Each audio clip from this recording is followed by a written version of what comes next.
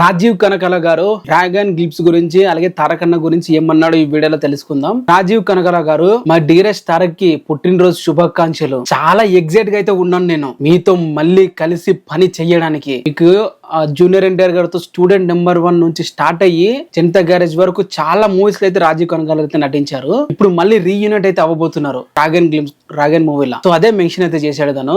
Work together for the after many years with dragon అని చెప్పి అయితే క్యాప్ పెట్టాడు. నీకు ఇలానే చాలా సక్సెస్ఫుల్ రావాలని చెప్పి అండ్ హ్యాపీనెస్ లవ్ ఆల్వేస్ ఉండాలని చెప్పి అయితే కోరుకుంటున్నానని చెప్పి రాజీవ్ కనకాల గారు అయితే అన్నారు. సో వీళ్ళిద్దరు ఫ్రెండ్షిప్ మీ అందరికి బాగా తెలిసే ఉంటుంది. మరొకసారి అయితే రీయూనిట్ అయితే అవుతున్నారు. వీళ్ళిద్దరు కలిసి నటించిన మూవీస్ చాలా వరకు కూడా యావరేజ్ సూపర్ హిట్ బ్లాక్ బస్టర్లే తప్ప ఏ మూవీ కూడా అంతగా ఫ్లాప్ అయితే అవ్వలేదు. సో అంటే యావరేజ్ వరకు ఉన్నాయి కానీ ఫ్లాప్ వరకు అయితే వెళ్ళలేదని చెప్పాలి.